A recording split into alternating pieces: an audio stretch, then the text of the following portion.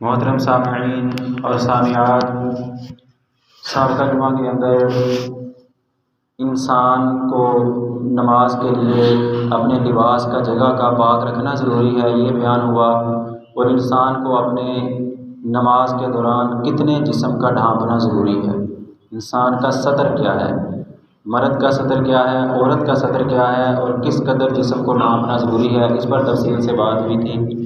بس یہی ایک فرق ہے مرد اور عورت کی نماز میں، سطر کو ڈھانپنے میں۔ اس کے علاوہ مرد اور عورت کی نماز میں کوئی فرق نہیں ہے۔ عورت نے جو سطر ڈھانپنا ہے نماز کے دوران وہ، اور جو مرد نے سطر ڈھانپنا ہے، اس پر تفصیل سے سابقہ جمعہ میں بات ہوئی تھی۔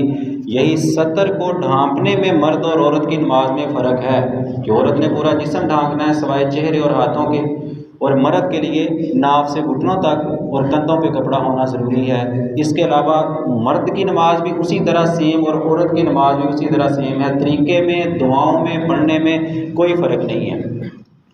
اس کے بعد جب انسان نماز پڑھنے کے لیے کھڑا ہوتا ہے، لباس بھی، جسم بھی ڈھانپ لیا، لباس بھی پاکیزہ ہے، جگہ بھی پاکیزہ ہے، اس کے بعد کون سی چیز ضروری ہے؟ نبی محمد صلی اللہ علیہ وسلم فرماتے ہیں، ابن خزامہ کی حدیث ہے 775، لا تصلی الا الی سترۃ، تم میں سے کوئی ایک نماز نہ پڑھے مگر سترے کی طرف کھڑا ہو کے پڑھے، اس کے سامنے سترہ لازمی ہو، یہ نبی محمد صلی اللہ علیہ وسلم کا حکم ہے۔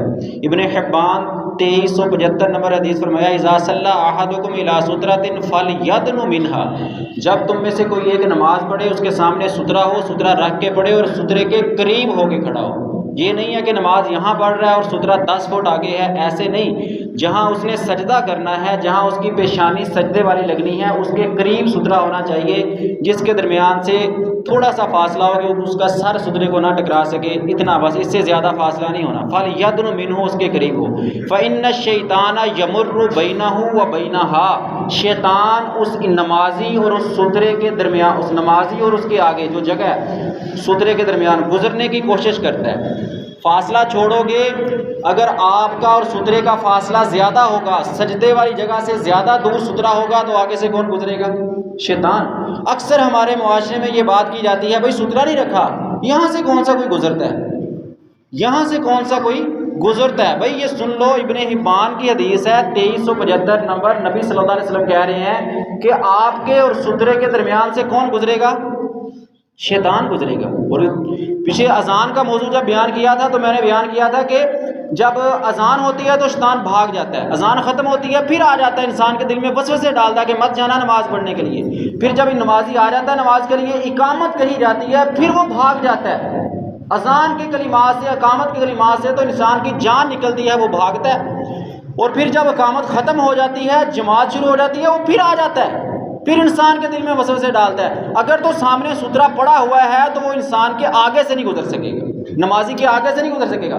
اگر سترہ نہیں رکھا ہوا تو وہ آگے سے گزرے گا، بار بار اس کے آگے سے گزرے گا، بے شک نظر نہیں آتا، شیطان نظر نہیں آتا، خیالات ڈالتا ہے نا، پھر انسان کہتا ہے کہ میں نے پتہ نہیں کیا پڑھا نماز میں، مجھے رکھتے بھول گئی، مجھے پتہ نہیں چلا دعاؤں کا، یا مجھے پتہ ہی نہیں میں نے مانگا کیا ہے اللہ سے، سامنے سترہ ہی نہیں تھا، ساری نماز تو شیطان کاٹتا رہا اس کی، تو یہ لازمی ہے، ورنہ شیطان اس کی نماز کو کاٹے گا۔ صحیح مسلم کی حدیث 510 فرمایا، اذا قام احدکم یصلی فانہ یسترہ، جب تم میں سے کوئی ایک نماز پڑھے تو اس کے سامنے سترہ ہوتا ہے، اذا کان بین یدیہ مثل مؤخرۃ الرحل، جب اس کے سامنے ایک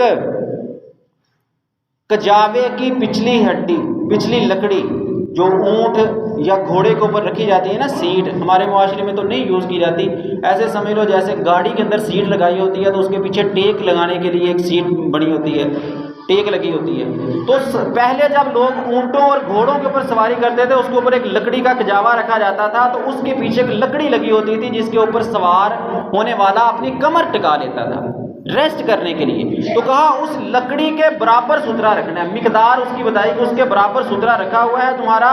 اب وہ کتنی ہوتی تھی کجاوے کی ہڈی، وہ لغت والے بتاتے ہیں، کہتے ہیں کہ یہ بڑی انگلی سے لے کر کوہنی تک، بڑی انگلی سے لے کر کوہنی تک اتنی پمیش ہوتی تھی اس لکڑی کی۔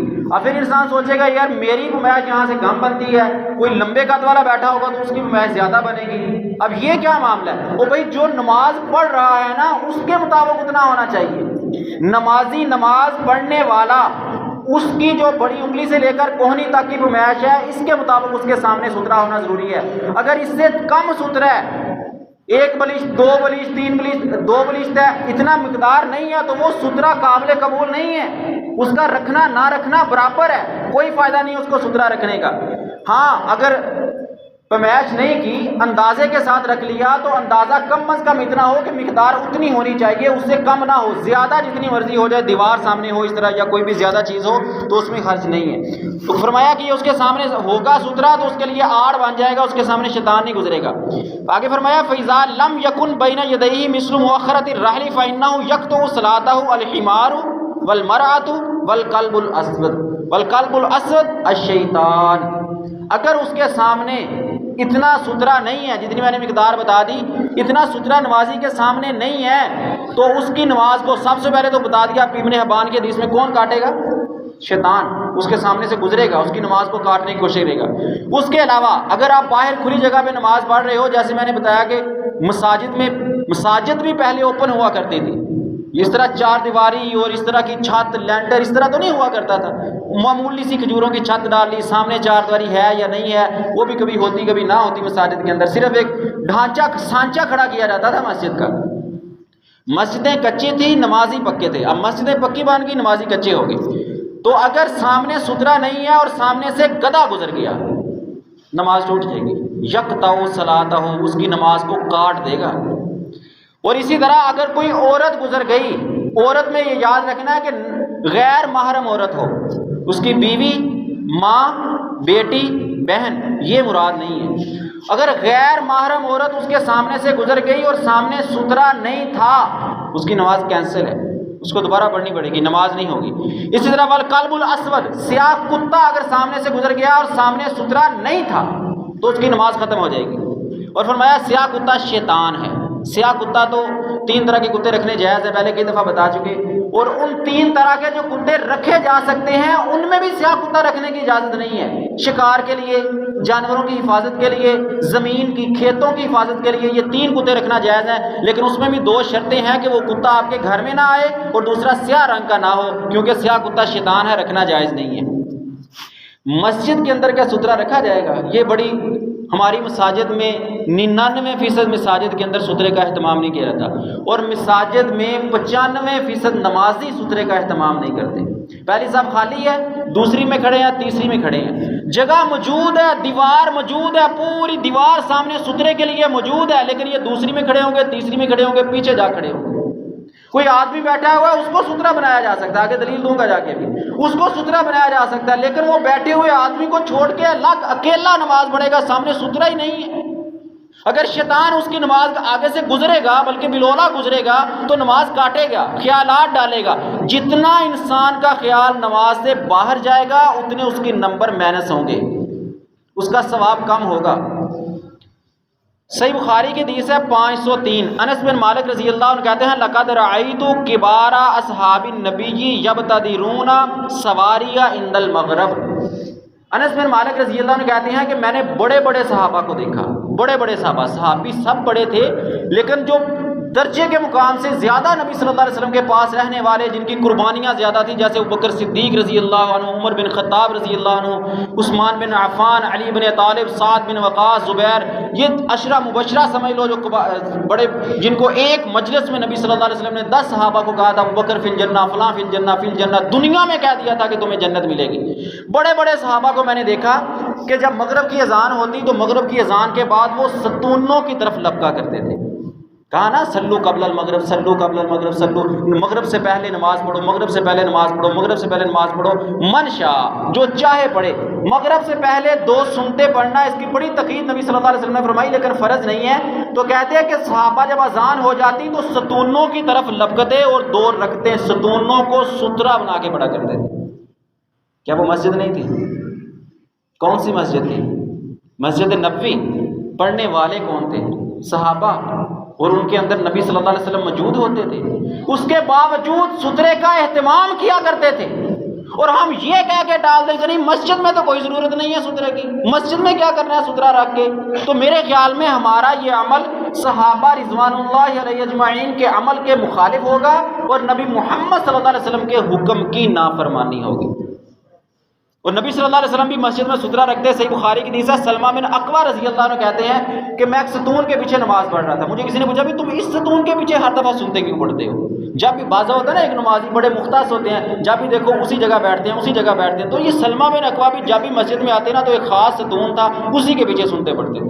تو کسی بندے نے پوچھا بھائی تم ہر دفعہ سنتے اسی ستون کے پیچھے کیوں پڑھتے ہو؟ کہتے میں نے نبی محمد صلی اللہ علیہ وسلم کو دیکھا تھا, وہ اس ستون کے پیچھے سنتے پڑھ رہے تھے, لہٰذا میں اس لیے اس ستون کے پیچھے سنتے پڑھتا ہوں. تو نبی صلی اللہ علیہ وسلم نے پہلی صف دوسری صف چھوڑ کے اس ستون کو سترا بنا کے مسجد میں سنتے پڑھی, نفل ادا کیے. حالانکہ نبی صلی اللہ علیہ وسلم کا زیادہ معمول تھا کہ وہ گھر میں نفلی عبادت کیا کرتے تھے, لیکن اللہ نے ان سے, نبی محمد صلی اللہ علیہ وسلم سے مسجد میں سترے کے پیچھے نفل پڑھا دیے تاکہ امت کے لیے یہ بھی مسئلہ ثابت ہو جائے کہ اگر مسجد ہے تو وہاں بھی نفل سنتے پڑھنی ہے یا فرض ادا کرنے ہیں, تو سترا ضروری ہے. پھر بھی امام سامنے اگر ہے تو پھر امام کا سترا سب کو کفایت کرے گا, ہر کسی کے آگے الگ سترا رکھنے کی ضرورت نہیں ہے. صحیح بخاری 493 فرمایا سترۃ الامام سترۃ من خلفہ, امام کا سترا اس کے پیچھے جتنے نمازی ہیں سب کا سترا ہے. امام کھڑا ہے, اس کے آگے سترا موجود ہے, اور اس کے دوسری صف کے آگے سے اگر کوئی گزر جاتا ہے, یا بعض دفعہ درمیان سے بچے بھاگ رہے ہوتے ہیں صفوں میں, کوئی حرج نہیں ہے. یا کسی کا وضو ٹوٹ جاتا ہے تو وہ بھی جائے گا نا. بعض دفعہ ایسا نا, وضو ٹوٹ گیا, 3 4 5 صفیں تھی, تو وہ کیا کرتا ہے, پیچھے جانے والا ہر صف کو توڑتا ہوا پیچھے جا رہا ہے. او بھائی یہ طریقہ غلط ہے, ہر صف کو کیوں توڑ رہے ہو؟ اس کا کام کیا ہے, ناک پہ ہاتھ رکھے اور اسی صف میں چلے, ہر نمازی کے آگے سے چلے, اور جہاں صف ختم ہو رہی ہے ادھر سے جا کے نکل جائے. اگر ادھر آگے دیوار آتی ہے تو پھر ادھر سے سائڈ سے پیچھے ہو جائے, درمیان سے صفیں توڑ کے مت جائے. کیوں؟ امام کے آگے سترا موجود ہے, نمازیوں کے آگے سے گزرنے کا کوئی حرج نہیں ہے جب جماعت جاری ہو. اگر امام کے آگے بھی سترا نہیں ہے, امام کے آگے بھی سترا نہیں ہے, تو پھر کسی پیچھے والے کے نمازی سے آگے بھی گزرنا جائز نہیں ہوگا, کیونکہ امام کے آگے سترا نہیں ہے. سترا بتا دیا کہ پیمائش اس کی اتنی ہونی چاہیے.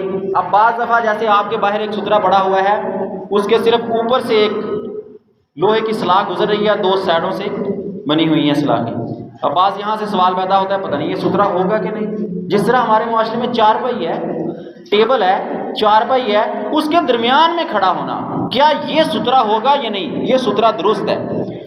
صحیح بخاری کی حدیث ہے 508, اما عائشہ رضی اللہ عنہ کہتی ہیں لقد رأیتنی مضطجعۃ علی السریر فیجیء النبی فیتوسط السریر فیصلی, میں اپنے گھر میں چارپائی کے اوپر لیٹی ہوتی تھی. کیا میں عائشہ فرما رہی ہیں, صحیح بخاری کی حدیث ہے 508 نمبر, اپنے گھر میں چارپائی کے اوپر لیٹی ہوتی تھی. نبی صلی اللہ علیہ وسلم آتے, چارپائی کے درمیان میں کھڑے ہوتے, باقاعدہ یتوسط السریر کے لفظ بولے کہ کسی کو یہ شبہ نہ رہے کہ شاید وہ پائے کے برابر کھڑے ہوتے تھے تو وہ اس کو سترا بنا لیتے تھے. نہیں, چارپائی کے درمیان میں کھڑے ہوتے اور وہاں آ کے نماز فیصلی, نماز پڑھنا شروع کر دیتے. تو سترا کون سا تھا؟ چارپائی. اب نیچے زمین سے اس بلندی تک کوئی چیز نہیں ہے, لیکن اس بلندی کے برابر اوپر سے سلاخ یا وہ لکڑی کا پایا وہ گزر رہا ہے, اوپر سے گزر رہا ہے اس طرح, تو اس کو سترا بنایا جا سکتا ہے, اس میں کوئی حرج نہیں ہے. اب یہاں سے وہ مسئلہ بھی ثابت ہوا جو میں نے بیان کیا تھا نا, کہ اگر سترا نہیں ہے, سامنے سے عورت گزر گئی تو اس کی نماز کینسل ہو جاتی ہے. تو اگر سترا پڑا ہوا ہے, یہ ویسے بھی نبی صلی اللہ علیہ وسلم کی بیوی تھی, کوئی حرج نہیں ہے. اگر اب محرم عورت سامنے سے گزرے تو اس سے نماز میں کوئی فرق نہیں پڑتا. تو اگر سترا پڑا ہوا ہو, اگر آپ کے سامنے سترا ہے اور اس کے آگے سے, پھر سترے کے آگے سے جو مرضی گزرتا رہے, آپ کی نماز پر کوئی حرج نہیں ہوگا. اگر آپ نے سترا رکھا ہوا ہے, سترا رکھنے کے بعد آپ کے اور سترے کے درمیان سے کوئی گزرتا ہے, یہ سترا تھا, یہ آپ نماز پڑھ رہے تھے, آپ قیام میں کھڑے ہیں اور آگے سے کوئی گزرنے کی کوشش کرتا ہے, تو اس کو روکنے کا حکم ہے. بلکہ اس کے بارے میں بڑے سخت لفظ نبی صلی اللہ علیہ وسلم نے بولے. فرمایا, صحیح بخاری کی حدیث ہے 509, اذا صلی احدکم الی شیء یسترہ من الناس فاراد احد ان یجتاز بین یدیہ فلیدفعہ فان ابى فلیقاتلہ فہو الشیطان. جب تم میں سے کوئی ایک سترے کی طرف منہ کر کے نماز پڑھے اور تمہارے اور سترے کے درمیان سے کوئی گزرنا چاہے, اس کو روکو, ہاتھ کے اشارے سے اس کو روکو. اچھا, بعض دفعہ یہ مجھے یہاں سے ایک اہم بات یاد آ گئی. اب یہ نماز پڑھ رہا ہے نا بندہ, نماز کے دوران سامنے سے نمازی گزرے گا تو اس کو روکنے کا حکم دیا کہ اس کو روکو. اور یہاں کو لوگ نماز پڑھ رہے ہوتے ہیں, جیب میں موبائل ہے, بیل شروع ہو گئی. پہلی غلطی یہ ہے کہ ہم نے اپنے موبائلوں کی بیل پہ موسیقی لگائی ہے, کوئی ٹون موسیقی والی لگائی ہے, اور کیا کہا تھا قرآن میں اللہ نے کہ منافقین کا، غیر مسلموں کا کام تھا کہ مسجد کے پاس تالیاں اور سیٹیاں بجانا، مسجد کے پاس، اور ہم مسجد میں تالیاں اور سیٹیاں لے کے آتے ہیں۔ اس سے بھی بڑا جرم موسیقی لے کے آتے ہیں۔ اچھا یہ تو پہلی غلطی ہے نا کہ ہم موبائل میں ہر چیز ہم ڈال لیتے ہیں، کیا اس میں کوئی ایسی نظم، نعت یا کوئی ایسی سادی ٹون نہیں لگا سکتے؟ ڈھونڈ نہیں سکتے؟ کیوں؟ پتہ ہے کہ مسجد میں جانا ہے، کیا اس کو سائلنٹ نہیں لگا سکتے؟ وائبریشن نہیں لگا سکتے؟ اچھا نہیں لگائی، سب کچھ نہیں کیا، نماز میں فون آ گیا کسی کا، اب بیل چل رہی ہے، موسیقی چل رہی ہے، اتنی ہمت نہیں ہے کہ موبائل کو نکال کے کال کاٹ دیں، اس کی آواز بند کر دیں، کھڑا ہے۔ کیوں؟ کیا ہاتھ ہلانا نماز میں جرم ہے؟ وہ جو جرم کیا جا رہا ہے، وہ مسجد کے اندر موسیقی چلے جا رہی ہے، وہ کتنا بڑا گناہ ہے؟ آپ کے کانوں میں پڑ رہی ہے، جتنے لوگ سن رہے ہیں سب کے کانوں میں موسیقی جا رہی ہے۔ ہاں اگر نماز میں آپ نے موبائل کو سائلنٹ نہیں کیا تھا، وائبریشن نہیں لگائی تھی، کال آ گئی، اگرچہ موسیقی ہے، نعت ہے، ترانہ ہے، قرآن کی تلاوت ہی کیوں نہیں ہے، اس کو فوراً بند کرو۔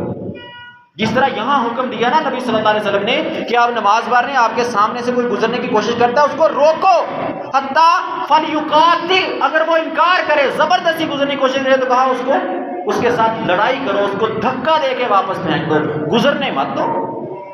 کیوں؟ فہو الشیطان، وہ شیطان ہے۔ کہا تھا نا پیچھے، بتایا میں نے ابن حبان کی حدیث کہ تو آپ کے اور آپ کے سامنے سترا نہیں ہے تو کون گزرے گا؟ شیطان۔ اب شیطان کے سامنے تو لگ گیا نا جال، کبھی میں نے سترا رکھ لیا، تو نہیں گزر سکتا۔ اب وہ کسی انسان کے ذہن میں ڈالے گا بھی میں تو نہیں گزر سکتا، میرے سامنے تو باڑ لگ چکی ہے، نبی صلی اللہ علیہ وسلم کے فرمان پہ عمل کرتے ہوئے اس نے سامنے سترا رکھا ہے، میں نہیں گزر سکتا، اب تو اس کے سامنے سے گزر، اس کی نماز کو برباد کرنے کی کوشش کر، اس میں خیال ڈال، اس کو دوسرے راستے پہ چلانے کی کوشش کر۔ تو کہا اس کو مت گزرنے دو، اگر وہ انکار کرے تو اس سے لڑائی کر کے اس کو روکو، وہ شیطان ہے۔ کتنا بڑا گناہ ہے؟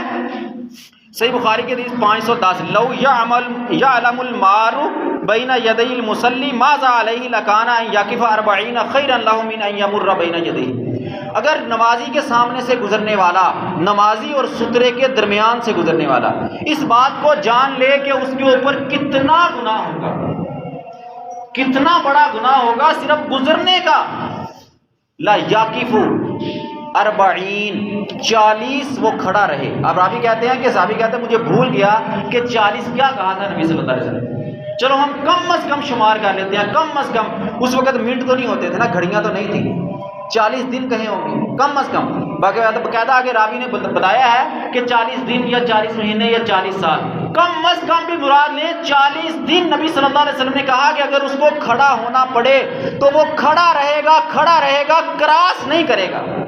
اگر اس کو گناہ کا پتہ چل جائے کہ اس کے سامنے گزرنا کتنا گناہ ہے، اور ہم ذرا خیال نہیں کرتے، جمعے کے بعد جمعہ نماز ختم ہوئی، پیچھے لوگ سنتے پڑھ رہے ہیں اور آگے سے کراس کیے جا رہے ہیں، ادھر سے ادھر جا رہے ہیں، ادھر سے ادھر جا رہے ہیں، کتنا گناہ اپنے حصے میں ڈال رہے ہیں ہم۔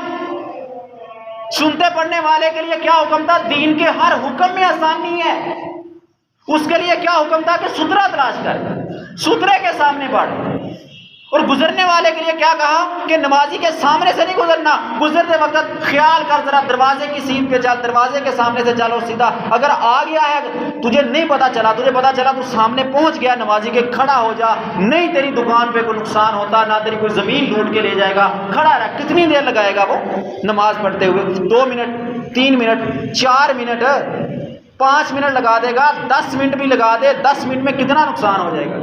کیا دنیا لٹ جائے گی؟ کیا گھر بار تباہ ہو جائے گا؟ کچھ نہیں ہونے والا۔ لیکن اگر اس نمازی کے سامنے سے گزر گئے تو میں نہیں کہہ رہا، محمد صلی اللہ علیہ وسلم کہہ رہے ہیں کہ اتنا بڑا گناہ ہے، اتنا بڑا گناہ ہے کہ اس کا کوئی لمٹ ہی نہیں ہے، بتایا ہی نہیں ہے کہ اتنا بڑا گناہ ہے کہ اگر 40 دن اس کو کم از کم کھڑا ہونا پڑے، وہ کھڑا رہے گا، لیکن وہ گناہ اس کو پتہ چل جائے، گناہ نہیں لے گا اپنے ہی سے۔ ہم تو 40 منٹ نہیں کھڑے ہو سکتے، 40 منٹ تو بڑے دور کا رہا، 40 سیکنڈ کھڑے ہونا ہمارے لیے وبال بن جاتا ہے۔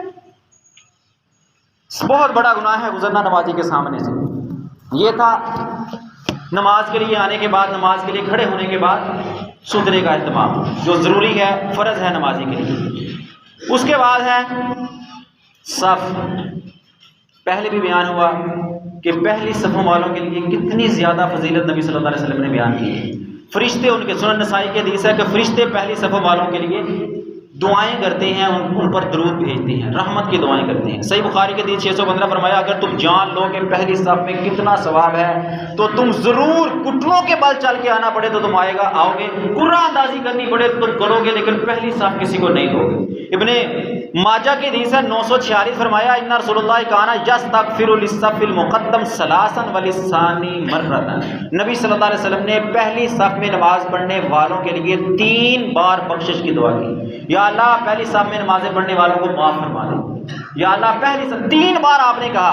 کیا ہمیں نبی صلی اللہ علیہ وسلم کی دعا کی ضرورت نہیں ہے؟ قیامت کے دن اس بات کا احساس ہوگا جب ہم کہیں گے کاش نبی صلی اللہ علیہ وسلم ہماری سفارش کر دیں، اور اگر نبی صلی اللہ علیہ وسلم نے کہہ دیا کہ دنیا میں تم نے سنا نہیں تھا، میں نے تو دعا پہلے ہی کر دی تھی کہ یا اللہ قیامت کے آنے تک میری امت کے جو لوگ پہلی صف میں آگے نماز پڑھیں گے ان کو معاف کر دینا، یہ تو دعا ہے نبی صلی اللہ علیہ وسلم نے 3 بار کی ہے، اور جو دوسری صف میں پڑھتے ہیں ان کے لیے 1 بار کی ہے، اور تیسری صف والوں کے لیے تو کوئی نہیں کی۔ ہمیں سوچنا چاہیے کہ اب میری کتنی نمازیں ہیں دن میں جو پہلی صف میں ہوتی ہیں، کتنی ہیں جو دوسری صف میں ہوتی ہیں، کتنی ہیں جو تیسری چوتھی پانچویں بعد میں آتی ہیں؟ اگر نہیں تو کم از کم کیا چھٹی والے دن میں پہلی صف میں پہنچ جاتا ہوں؟ جمعے والے دن چھٹی تھی، جاب والوں کو اتوار والے دن چھٹی تھی، کیا اتوار کی 5 نمازیں پہلی صف میں تھی؟ چھوڑ دو سارے ہفتے کی بات، چھوڑ دو ساری زندگی کی بات، کیا اتوار والے دن کی 5 نمازیں، کیا جمعے والے دن کی 5 نمازیں پہلی صف میں پا کے نبی محمد صلی اللہ علیہ وسلم کی دعا ہفتے میں 1 بار تو اپنے نامہ اعمال میں لکھوا لو، 1 دن کے لیے 5 نمازوں کی؟ نہیں ہے نا۔ اگر ہم ہفتے میں 1 دن پابندی کر لینا چھٹی والے دن، رب کعبہ کی قسم پورے یقین سے کہتا ہوں، قرآن میں اللہ نے کہا نا لیس للانسان الا ما سعى، نہیں ہے انسان کے لیے مگر وہ جس کی کوشش کرتا ہے۔ 1 دن کی روٹین ہفتے میں آپ بنا لو، باقی 6 دن اللہ آپ کے لیے آسانی پیدا کر دے گا پہلی صف میں پہنچنے تک لیے۔ اور کتنی بڑی وعید سنائی جو صفوں میں لیٹ ہوتے ہیں، پیچھے رہتے ہیں، دوسری صف تیسری صف، پہلی صف میں توجہ ہی نہیں ہے، کوشش ہی نہیں کرتے پہلی صف میں آنے کی۔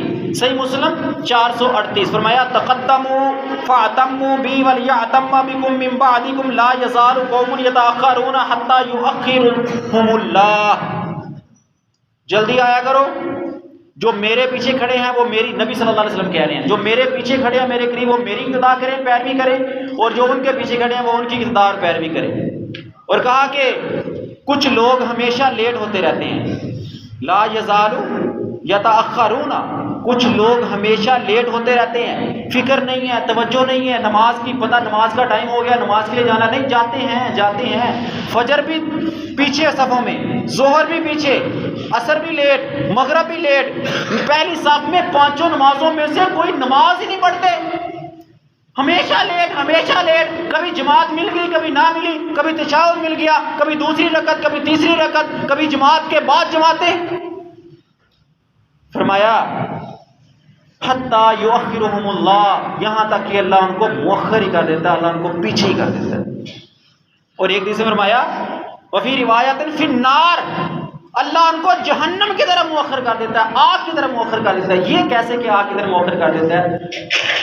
پہلے تکبیر اولیٰ گئی، پھر ایسا ایسا پہلی رکعت سے لیٹ ہوئے، پھر دوسری سے لیٹ، تشہد میں لیٹ ہوئے، ایسا جماعت بھی گئی، اچھا پڑھ لیتے ہیں بعد میں پڑھ لیں گے، کوئی بات نہیں بعد میں پڑھ لیں گے، اور ایسا لیٹ ہوتے نماز کے وقت سے لیٹ کر کے نمازیں پڑھنا شروع کر دی۔ اور حتیٰ کہ یہ لیٹ کرنے کی بیماری اتنی خطرناک ہے کہ انسان بعض دفعہ تو نماز ہی بات چھوڑ دیتا ہے، اچھا یار کوئی بات نہیں آج والی رہ گئی نا کل سے شروع کر دوں، اور کل تو زندگی میں کبھی آئی نہیں۔ ہمیشہ وہ لوگ ناکام ہوتے ہیں جو کہتے ہیں بس ہم کل سے شروع کریں گے۔ او بھائی یہ کلیہ غلط ہے، فارمولہ غلط ہے، ناکام لوگوں کی نشانی ہے، اور کامیاب لوگوں کی علامت ہے جو کہتے ہیں ابھی سے آج سے کروں گا، وہ ہمیشہ کامیاب ہوتے ہیں۔ جو کل آئے گی وہ کل نہیں ہوگی، وہ آج بن چکا ہوگا، اور یہ کہنے والا کہ کل سے شروع کروں گا وہ کل پھر کہے گا کل سے شروع کروں گا، کبھی نہیں کر سکے گا۔ آج سے اپنے اندر تبدیلی لاؤ، آج تبدیلی لاؤ گے، آج کوشش کرو یہ موبائل ہر انسان کی جیب کے اندر ہے، الارم ہر انسان لگا سکتا ہے، صرف رات کو سونے کے لیے نہیں۔ اگر کسی کی روٹین نہیں بنتی مسجد میں جلدی آنے کی تو فجر پڑھی ہے، رات کو سوتے وقت الارم لگایا تھا، فجر پڑھی ہے، ساتھ ہی ظہر کا الارم لگا لو موبائل میں۔ ظہر پڑھی ہے، ساتھ ہی ظہر کی نماز سے فارغ ہوئے عصر کا الارم لگا لو، اتنے بجے میں نے مسجد میں پہنچنا ہے، یاد دہانی کروا دے گا نا یہ موبائل۔ عصر کی نماز پڑھی، ساتھ ہی مغرب کا لگاؤ، مغرب کے بعد عشاء کا لگاؤ، انشاءاللہ اللہ تمہاری پہلی صف محفوظ کر دے گا۔ اور کتنی بڑی فضیلت ہے کہ نبی محمد صلی اللہ علیہ وسلم نے کہا کہ میں 3 بار ایسے لوگوں کو بخشش کی دعا کی، اللہ ان کو معاف کر دے، معاف کر دے، ان کو بخش دے۔ فرشتے ان کے لیے رحمت کی دعائیں کرتے ہیں، یا اللہ جو پہلی صف میں آ کے نماز کرتے ہیں ان کو بخش دے، ان کے اوپر اپنی رحمت نازل کر۔ کیا کہتے ہیں؟ اللہ رحم کرے گا، اللہ رحم کرے گا۔ او بھائی اللہ نے رحمت کے لیے ڈگریاں، ویلیوز دنیا میں بتا دی۔ کن لوگوں کے اوپر کروں گا؟ جن کے دلوں میں تقوی ہے، جو پہلی صفوں میں نمازیں پڑھنے والے ہیں۔ صف بندی کا طریقہ کیا ہے؟ جماعت کھڑی ہوتی ہے، صفیں درست نہیں ہوتی، صفیں درست کرنے کا طریقہ نہیں آتا۔ یہ کیا نبی صلی اللہ علیہ وسلم نے اس کے بارے میں کیا فرمایا؟ صحیح بخاری کی حدیث ہے 723، فرمایا صفوا صفوفکم فإن تسویۃ الصفوف من اقامۃ الصلاۃ، اور ایک روایت میں من تمام الصلاۃ، صفوں کو درست کیا کرو، بے شک صفوں کو درست کرنا نماز کا حصہ ہے۔ ایک روایت میں کہا من تمام الصلاۃ، نماز کو مکمل کرے گا۔ اگر آپ کی صفیں درست نہیں ہیں تو نماز مکمل نہیں ہے، نماز میں نمبر کاٹ لیے جائیں گے، اجر و ثواب اتنا کم کر دیا جائے گا جتنی صفیں خراب ہوں گی۔ کس طرح بنانی ہے؟ ابو داؤد کی حدیث ہے 666، فرمایا اقیموا الصفوف وحاذوا بین المناکب، صفوں کو درست کرو، کندھے کے ساتھ کندھا ملا لو۔ اب کندھے کے ساتھ کندھا کیسے ملے گا؟ بڑے لوگ اعتراض کرتے ہیں ہم کتنی کوشش کرتے ہیں کندھا نہیں ملتا، تو وہی خرابی اوپر نہیں، خرابی نیچے ہوتی ہے۔ جب پاؤں، یہ دیکھو نا آپ کا یہ کندھا ہے، میں آپ کو سمجھانے کی کوشش کرتا ہوں، اگر آپ اپنا پاؤں یہاں رکھو گے، یہ کندھا ہے نا، کندھے کے اندر والی سائڈ پہ اس کی پمیش، اگر آپ کی یہ پمیش ہے 1.5 فٹ، تو نیچے آپ کے پاؤں کا ٹوٹل فاصلہ 1.5 فٹ ہو، چیچی سے لے کر چیچی تک، پاؤں کی جو انگلی ہے نا سب سے چھوٹی انگلی، اس کی چھوٹی آخری انگلی سے لے کر ادھر والی آخری انگلی، ٹوٹل فاصلہ 1.5 فٹ آپ کے کندھوں کے برابر ہوگا، تو ایٹومیٹکلی کندھے کے ساتھ کندھا مل جائے گا۔ اور ہم کیا کرتے ہیں؟ پاؤں زیادہ کھول لیتے ہیں، جب پاؤں زیادہ کھولتے ہیں تو اوپر سے پھر خلا بنتا ہے، جب خلا بنتا ہے تو کندھے نہیں ملتے، لاکھ کوشش کر لو کندھے نہیں ملیں گے۔ پاؤں کتنے کھولنے ہیں؟ اپنے کندھوں کے اندر والے حصے کے برابر پاؤں رکھیں گے تو پھر آپ کے کندھے آٹومیٹکلی مل جائیں گے۔ تو یہ حکم دیا کندھے کے ساتھ کندھا ملاؤ۔ وسد الخلل، خلل کو پر کرو، ذرہ برابر 2 آدمیوں کے درمیان میں جگہ نہیں ہونی چاہیے جب نماز کے لیے کھڑے ہیں۔ وَلِینُوا بِأَیْدِی إِخْوَانِکُمْ، اپنے بھائیوں کے لیے نرمی اختیار کرو۔ وَلَا تَذَرُوا فُرُوجَاتِ الشَّیطان، شیطان کے لیے خالی جگہ مت چھوڑو۔ بھائی یہ میرے لفظ نہیں ہے، محمد صلی اللہ علیہ وسلم کے الفاظ ہیں، نبوت والی زبان کے نکلے ہوئے لفظ ہیں۔ شیطان کے لیے خالی جگہ مت چھوڑو، جو درمیان میں خالی جگہ رہ جاتی ہے وہاں شیطان کھڑا ہوتا ہے۔ پھر ہم کیا کہتے ہیں؟ ہماری نماز میں خیال ادھر ادھر رہ جاتا ہے، پتہ نہیں کیا مسئلہ ہے، لاکھ کوشش کرتے ہیں۔ وہ جو پاؤں کے ساتھ پاؤں نہیں ملایا، کندھے کے ساتھ کندھا نہیں ملایا، تو شیطان کھڑا تھا نا، تمہاری خیالات ڈال رہا تھا، نمبر کم کر رہا تھا۔ ابو داؤد کی حدیث ہے یہی، آگے فرمایا من واصل صفا واصلہ اللہ ومن قطع صفا قطعہ اللہ، جو صف کو ملائے گا اللہ ان کو ملا دے گا، ان کے دلوں میں محبت ڈال دے گا۔ وہ جو صف کو توڑے گا، الگ الگ ہو کے کھڑا ہوگا، اگر 7 پاؤں ملاؤ تو پھر بھی پرے ہو کے کھڑا ہوئے گا، قطع اللہ، اللہ اس کو کاٹ دے گا، ان کے دلوں میں مخالفت ڈال دے گا، دوریاں پیدا کر دے گا۔ دیکھ لو آج نہ گھروں میں اتفاق، نہ گلی محلوں میں اتفاق، نہ معاشرے میں اتفاق، فرقہ بندیاں کیا کچھ بن گیا۔ او بھائی اور بھی کئی ایک اسباب ہیں، ان میں سے ایک سبب یہ ہے کہ ہماری نماز کی صفیں درست نہیں ہے، ہم اکٹھے کھڑے ہی نہیں ہو سکتے۔ وہ ایک کہا تھا شاید ایک ہی صف میں کھڑے ہو گئے محمود و ایاز، نہ بندہ رہا نہ بندہ نواز۔ یہ تو وہ جگہ تھی جہاں بادشاہ، غریب، امیر، فقیر، چھوٹا بڑا، بزرگ بچہ، سب اللہ نے ایک صف میں کھڑے کر کے برابری بیان کر دی کہ بھائی سب برابر ہو اللہ کی نظر میں۔ اور ہم نے کہا نہیں ہم برابر نہیں ہیں، ہمارے درمیان دوری ہیں، میں تو اس کے ساتھ پاؤں نہیں ملا سکتا، یہ امیر میں غریب، یہ چھوٹا میں بڑا، یہ تفرقہ بازیاں، یہ فرقہ، یہ دوریاں ہم نے پیدا کی ہیں۔ اور نبی محمد صلی اللہ علیہ وسلم نے فرمایا کہ اگر صفوں کو درست نہیں کرو گے اللہ تمہارے دلوں کے اندر مخالفت ڈال دے گا، اللہ تمہیں توڑ دے گا۔ لَتُصَوَّنَّ صُفُوفَكُمْ وَلَيُخَالِفَنَّ اللَّهُ بَيْنَ وُجُوهِكُمْ، صحیح بخاری 717 نمبر حدیث ہے کہ تم صفوں کو درست کرنا شروع کر دو ورنہ اللہ تمہارے دلوں کو توڑ دے گا۔ دیکھ لو میرے خیال میں 99% نوجوان کہیں گے ہمارے تو دل ٹوٹ گئے، ہم تو جس کو چاہتے تھے وہ ملتے ہی نہیں۔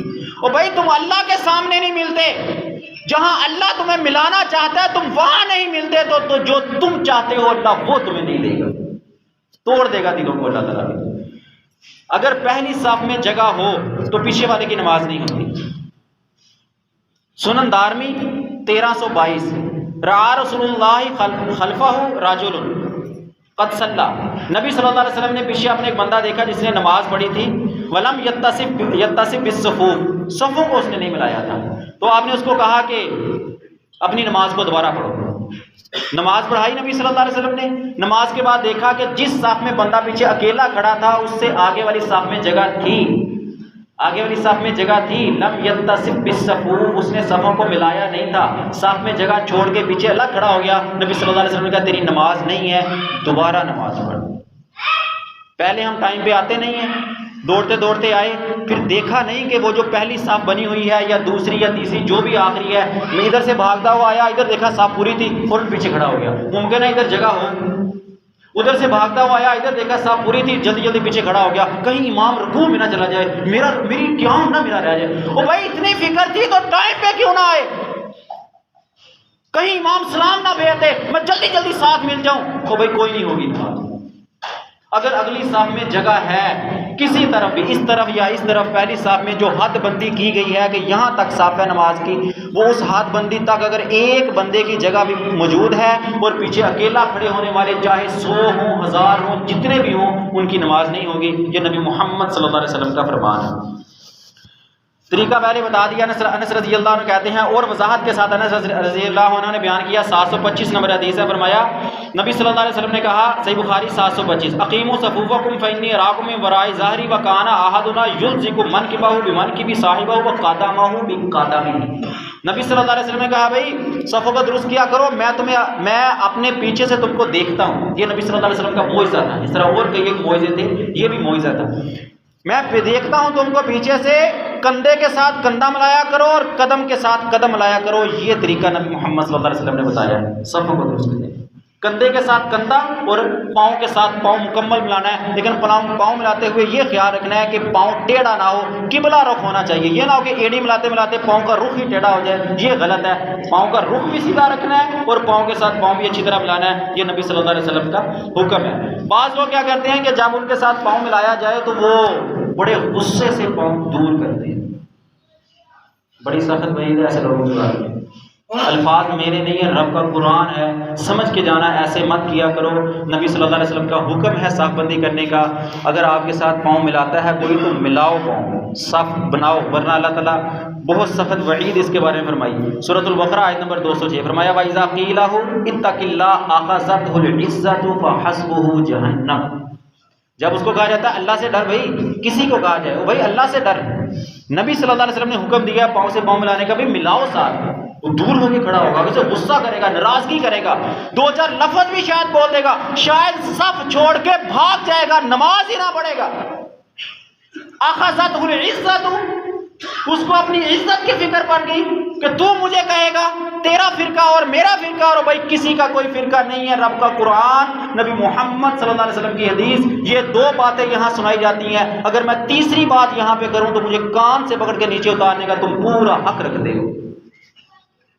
رب کا قرآن، نبی محمد صلی اللہ علیہ وسلم کی صحیح حدیث، ضعیف نہیں ہوگی، صحیح حدیث پڑھ کے سناؤں گا۔ جتنی میں نے تمہیں یہ ساری باتیں سنائی ہیں ساری قرآن سے یا نبی محمد صلی اللہ علیہ وسلم کے صحیح فرمان سے ثابت ہے۔ اگر ہم پھر بھی نہ مانیں، اگرچہ چونکہ چنانچہ میری عزت تو یہ، میرا فرقہ تیرا فرقہ، تو میرا نہیں، رب کے قرآن کا اعلان سنو، سورۃ البقرہ آیت نمبر 206، اخذتہ العزت، جو اپنی عزت کی وجہ سے، اپنی پرسنالٹی کی وجہ سے، اپنے فرقے کی وجہ سے کسی کی بات کو نہیں مانتا، قرآن کی بات کو نہیں مانتا، حدیث کی بات کو نہیں مانتا، میرے نہیں رب کے قرآن کے الفاظ ہیں فحسبہ جہنم، اس کے لیے پھر جہنم ہی کافی ہے۔